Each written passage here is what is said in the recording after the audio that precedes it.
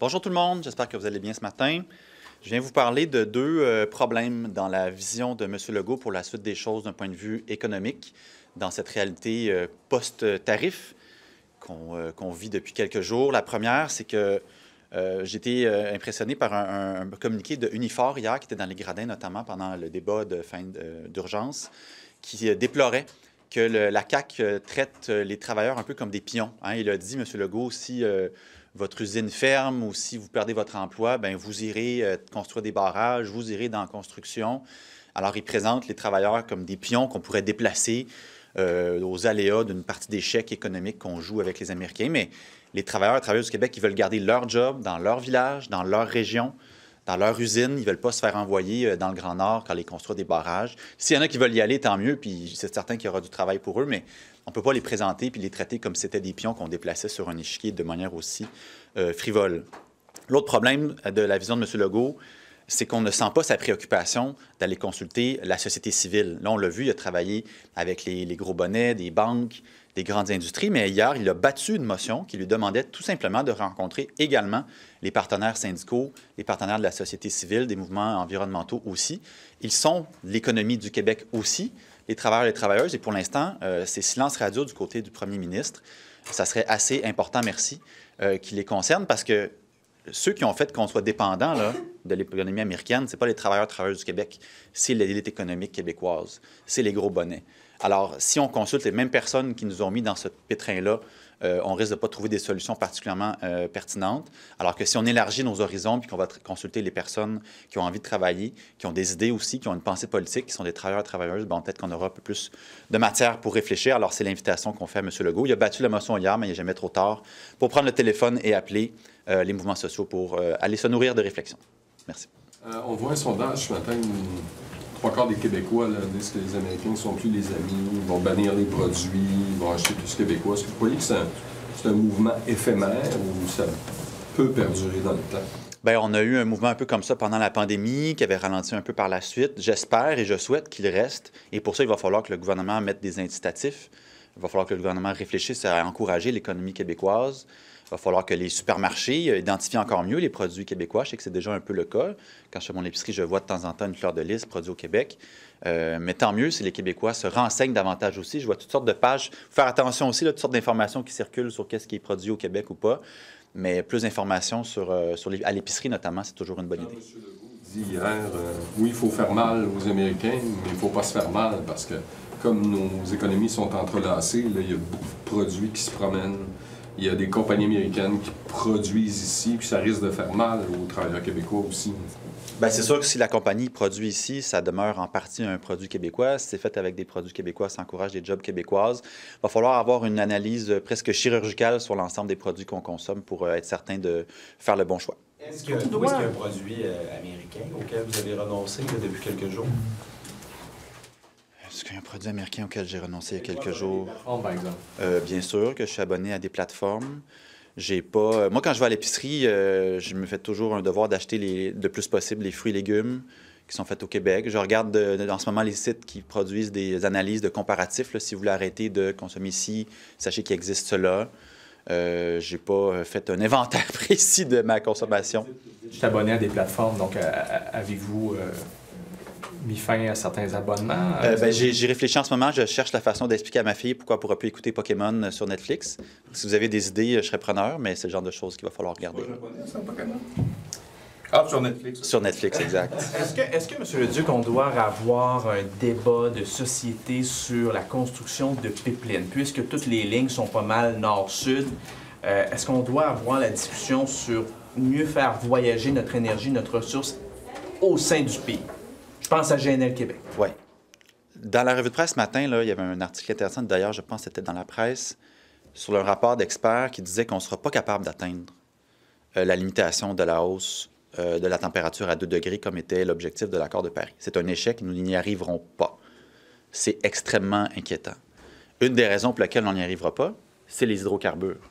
Alors, si on est sérieux dans la transition énergétique, si on est sérieux dans l'atteinte de la carboneutralité en 2050, on ne peut pas continuer à investir des millions, des milliards de dollars pour faire des nouveaux débouchés à l'industrie de l'hydrocarbure. Il faut se sevrer des hydrocarbures. C'est dans le sens inverse qu'il faut aller. Alors non merci GNL Québec. On a déposé une motion la semaine dernière qui a malheureusement été battue par la CAQ. C'est inquiétant. J'espère que c'est clair dans l'esprit de M. Legault que GNL Québec, c'est non merci. Est-ce que vous pensez que le message était bien passé, qu'il n'y avait pas d'acceptabilité sociale pour ce genre de projet? Ou... Parce que vous dites que le gouvernement a battu la motion en question. Est-ce que... Bien, il faudrait leur poser la question. Moi, je n'ai pas eu d'explication de pourquoi ils ont battu notre motion la semaine dernière. Il faudrait leur poser la question pour qu'ils s'expliquent. J'ai aucune idée. Est-ce qu'ils sont sérieux, eux, la CAQ? On a bien compris qu'il y a des partis fédéraux qui veulent rouvrir ça, mais au niveau du Québec, je n'ai pas eu d'explication claire de pourquoi la CAQ a battu ça. J'ai une dernière sur les compressions de l'Office de la langue française, là, 56 000 $ pour annuler un gala puis le faire aux 2 ans. Qu'est-ce que ça vous dit sur tout ça? Bien, c'est une autre confirmation qu'on est dans une période d'austérité. C'est une économie de bout de chandelle qui n'a pas rapport. Si on est sérieux dans notre ambition de faire de la langue française, de la langue commune, de la faire rayonner, de la faire briller, il faut mettre un peu de ressources dans le mix, comme on dit en bon français, comme les jeunes disent. C'est une mauvaise décision. Il faut qu'ils reviennent en arrière. Juste en terminant peut-être sur GNL, craignez-vous que ça revienne, ce débat-là? Parce que là, vous parlez d'environnement, puis on comprend la position quand même de Québec solidaire sur la situation, mais là, c'est Mélanie Joly qui avance ça hier. Pierre Poilievre est en faveur. La course à la direction, là, au Parti libéral, il y a des membres qui avancent ça, ça jase au sein des membres. Pensez-vous et craignez-vous que ça revienne? Bien sûr que je crains que ça revienne. Bien sûr, c'est pour ça qu'on a fait une motion la semaine dernière pour essayer de verrouiller ça, puis j'étais surpris que la CAQ refuse la motion. Si on changeait d'idée, la CAQ, depuis la semaine dernière, qu'ils nous le disent, on va la redéposer à la même motion demain matin, puis on va la faire adopter. Je vous entendais discuter tantôt avec le Parti libéral sur le fédéralisme, le souverainisme.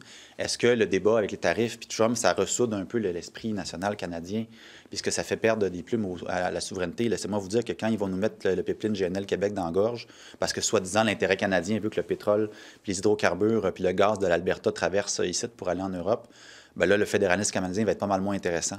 Fait que moi, j'ai plutôt l'impression inverse, que cette bataille-là avec les tarifs va peut-être refaire sortir justement une ambition québécoise d'être autonome dans ses décisions, notamment d'un point de vue énergétique. Tout à l'heure, juste une petite dernière, excusez-moi. Oui. Une petite dernière, puisque vous parliez tout à l'heure de la main tendue du premier ministre, puis vous sollicitez des rencontres avec les groupes sociaux, la société civile, il y a des chefs de partis de l'opposition qui ont demandé des rencontres avec le premier ministre, qui demandent à être eux aussi consultés, puisqu'il y a une main tendue. Est-ce que vous, votre chef parlementaire, va aussi solliciter une rencontre ou attend des nouvelles du... Alors, à ma connaissance, puis il faudra vérifier, je n'ai pas les informations de la dernière minute, mais à ma connaissance, on n'a pas reçu d'appel ou de demande de rencontre de la part de M. Legault. À savoir si nous, on en a fait une, je ne suis pas certain, on peut vous revenir, mais on n'a pas reçu, à ma connaissance, de demande de M. Legault de rencontre.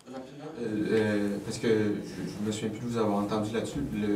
Si le gouvernement consulte bel et bien les groupes sociaux, les syndicats, avez-vous l'impression qu'il va quand même continuer à proposer d'envoyer des travailleurs sur les barrages? Bien, après ça, c'est comme les projets de loi. On consulte, on écoute, on n'est pas obligé d'être d'accord avec la personne qu'on consulte, mais au moins, on a eu l'occasion de discuter avec eux.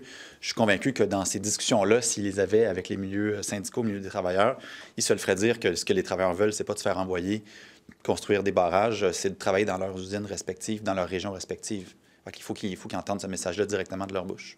The Quebecers may say, well, the context is so exceptional and we're so under pressure that it's normal to re-explore GNL Québec as the Minister Mélanie Joly is doing.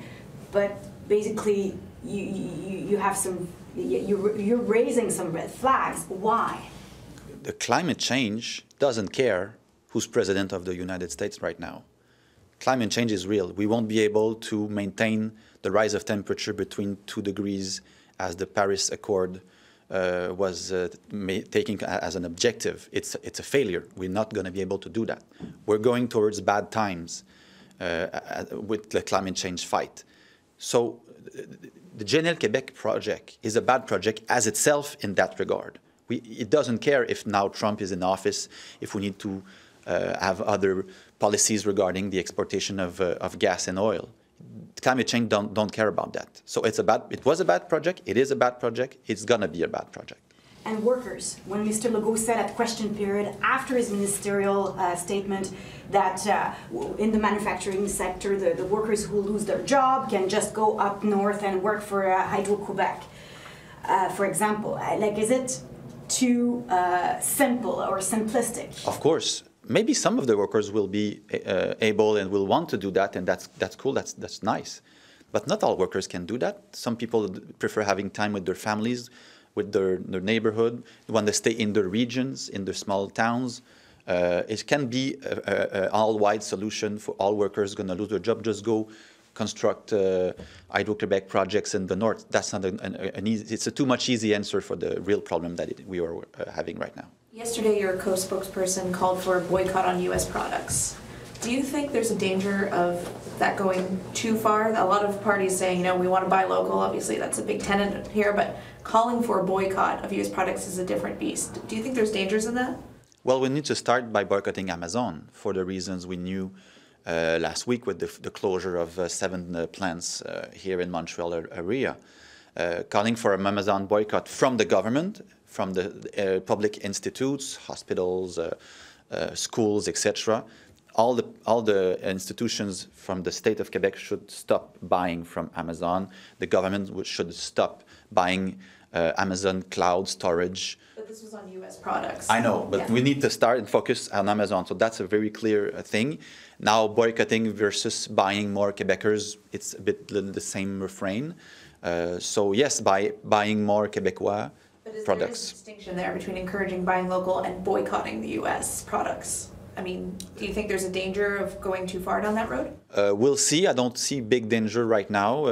If by boycotting more, we're buying more Quebecois, it's the same result. Okay, but I mean, this is entering the realm of policy now, right? Because calling for a boycott is something different than saying we should be buying local. I understand the nuance. I think the end game is pretty much the same. If you're boycotting American products, you're by de facto buying more Quebecois products. It's a bit of the same soup, if you want. Merci beaucoup. Bonne journée.